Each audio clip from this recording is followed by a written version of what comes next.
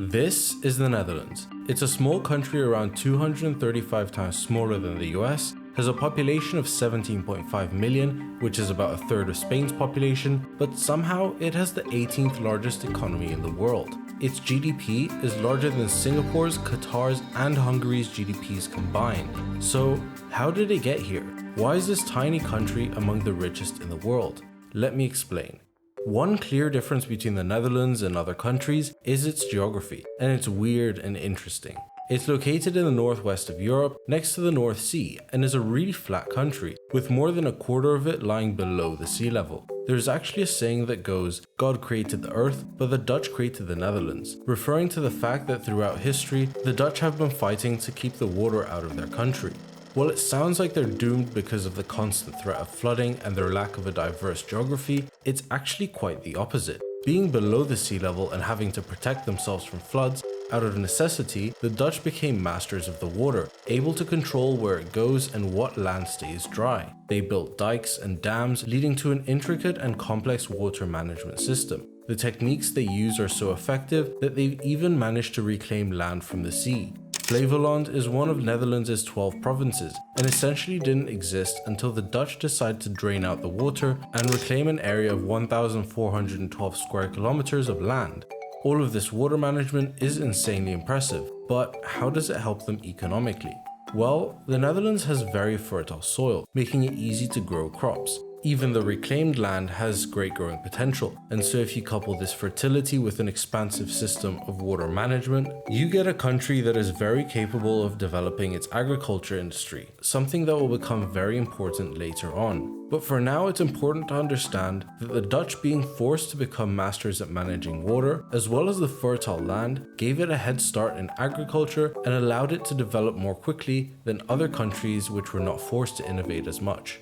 I also mentioned that the land was very flat, which actually helps a lot since farming and building on flat land is obviously easier, enabling them to develop their infrastructure at a much faster rate. And when you also account for its geographical positioning, the story becomes even clearer. It's right at the North Sea, giving it access to maritime trade routes. The Rhine and Waal rivers, which flow through the Netherlands, also allows for trading routes between Germany and Switzerland to be formed, and generally being close to other developed countries such as England, Germany, and France made it much easier to trade, something which the Dutch are known for, but we'll touch on that in a bit.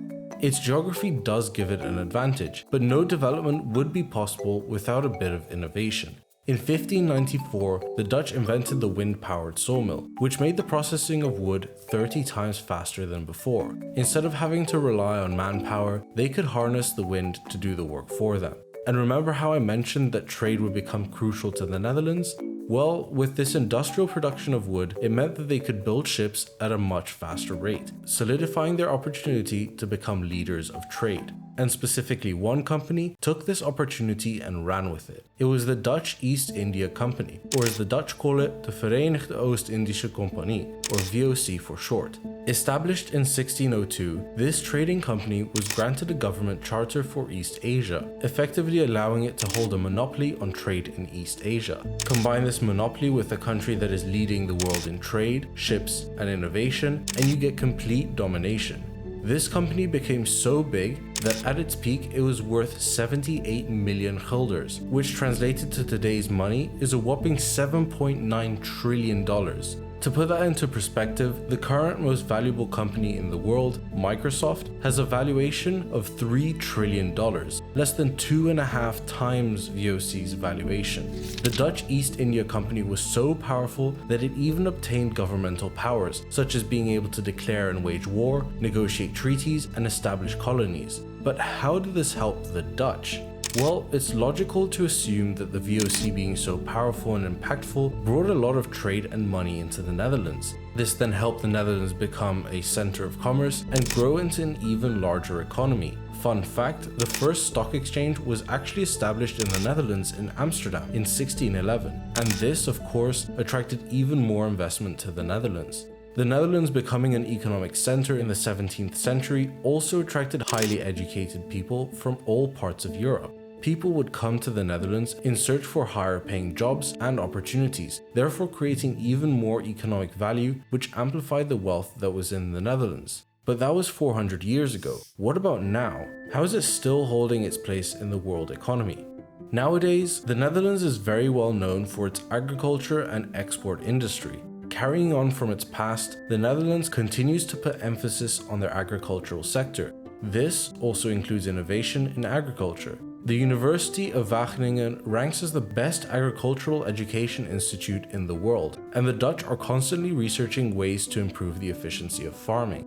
Agriculture can explain part of why the Netherlands has such large exports, but the other large part of the exports are due to something called the Rotterdam effect. This phenomenon, named after the Dutch city of Rotterdam, famous for its massive port, refers to imports that are quickly re-exported out of the country.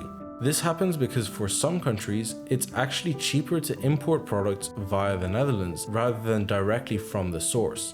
And re-exports count as an export of the country, which explains why the Netherlands has such high exports.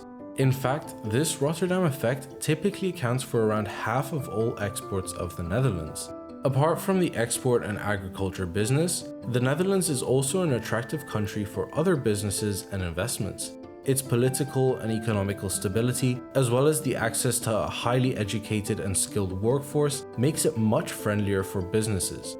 Linking back to its geography, it's very useful for businesses to be so close to other economically powerful countries such as Germany, meaning they have great access to these markets, sweetening the prospect for establishing a business in the Netherlands. The complex and intricate tax system and tax treaties also means that large corporations can find loopholes in order to not pay as much in taxes. It then makes sense why so many large corporations benefit from having headquarters in the Netherlands. It turns out that the geography, history, politics, and clever systems of the Netherlands all contribute to its riches. This wealth was not built overnight, but instead took centuries of innovation and competition to reach this scale, which also goes to show how important time is in amassing wealth.